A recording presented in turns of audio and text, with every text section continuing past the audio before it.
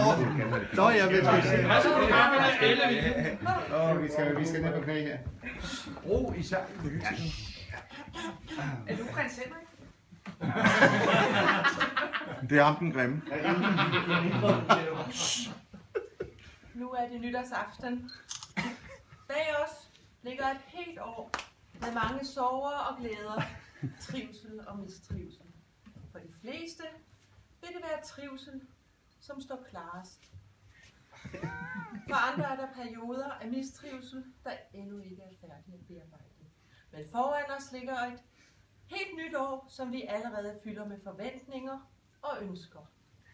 Hvad du ønsker, skal du få, har mange af os sunget med den gamle julesang. Men vi ved jo godt, at helt så nemt er det ikke. Vi forventer os så meget. Måske vi snarere skulle huske at forvente noget af hinanden.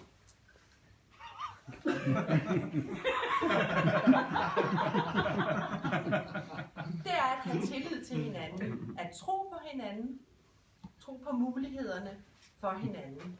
Derfor skal vi tale op, i stedet for at tale ned.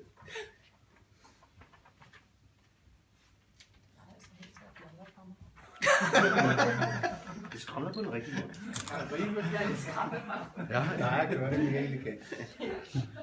Det begynder allerede lige når vi starter i Niros.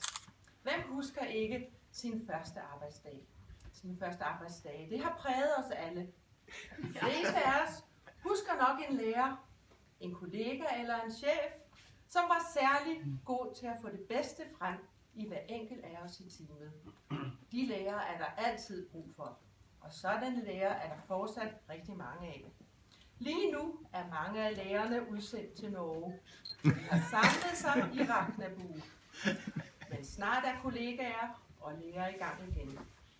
Efter udstationeringen til Ragnarbu tager I fat igen. Og så gælder det om at vise, hvor dygtige I lærere også kan blive. Der kommer snart en tid, hvor I lærere skal vælge inden for hvad I vil bringe særlig værdi.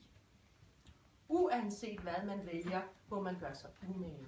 Alt begyndelse er svært, men glæden er stor, når det lykkes. Jeg vil ønske, at 2015 må blive det år, hvor mange lærere i Ragnarbu får lyst til og held med at tage fat, også på de svære opgaver. At vi er udsendt til Norge er ikke uden grund.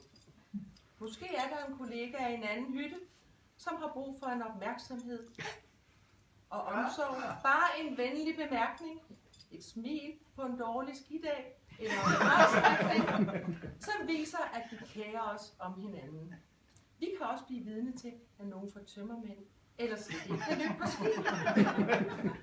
Og så kan man hurtigt blive fristet til at tænke, hold mig udenfor. Hvad skal jeg stille op? Det må de andre tage sig af. Men hvis ingen gør noget, og alle bare lurpasser, så bliver ingenting bedre. Vi kan jo også selv få brug for, at en kollega standser op og rækker os en hånd.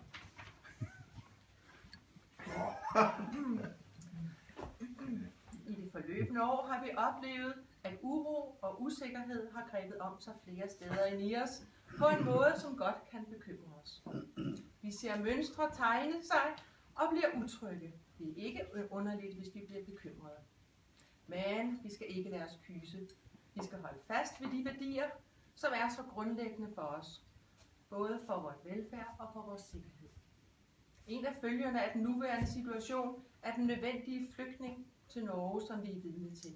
Og som vi også i Allerød har mærket på allernærmeste hold. Det vil altså flygtning af arbejdsmæssig karakter, og særligt udsending her til Hemsedal, hvor vi er blevet givet det særlige værdibringende kald, et kald om at genskabe fokus på frihed, tryghed og tillid. Overalt i Norge gøres der en stor indsats for at hjælpe de danske flygtninge, der er udsendt fra Niros.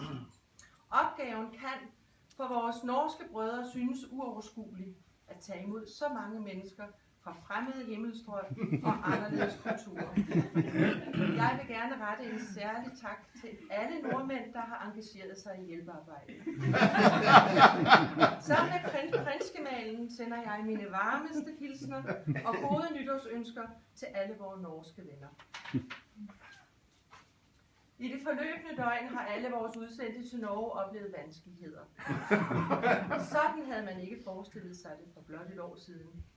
Prinsgemalen og jeg håber, at det nye år må blive en ny begyndelse for dem alle. Trods alle vanskelighederne har særligt den hjertelighed, vi møder i hytterne, og det gode humør ikke forandret sig. Det stod lysende klart under vores besøg i hytterne i går aftes.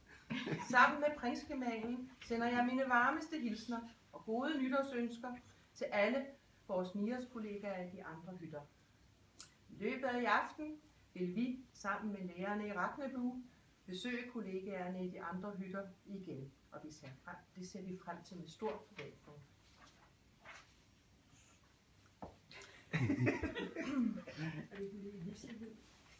Særligt vil jeg nævne jer lærere i Raknebue, som har påtaget jer at bo og arbejde i Raknebue for at engagere jer i specialopgaven om bekæmpelse af den frygtelige KPI-fokusering og superoptimering, der til tider har spredt mistrivsel og manglende fokus på vores kald. Den indsats, I er parate til at yde, fortjener vores største ros. På denne nytårsaften vil jeg særligt gerne takke jer lærere for jeres uselviske indsats og ønske jer et godt nytår. For mig og min familie har året bragt mange glæder. Jeg tænker her på vores rejser rundt i landet og på den opmærksomhed, som blev prinsgemalen til dels ved hans ophøjelse til skikonge af NIOS. Det har varmet ham, som det har varmet os alle. En tak af hjertet. Måtte det nye 2015 bringe meget godt til hver især og til alle i Raknebue. Gud bevare Danmark.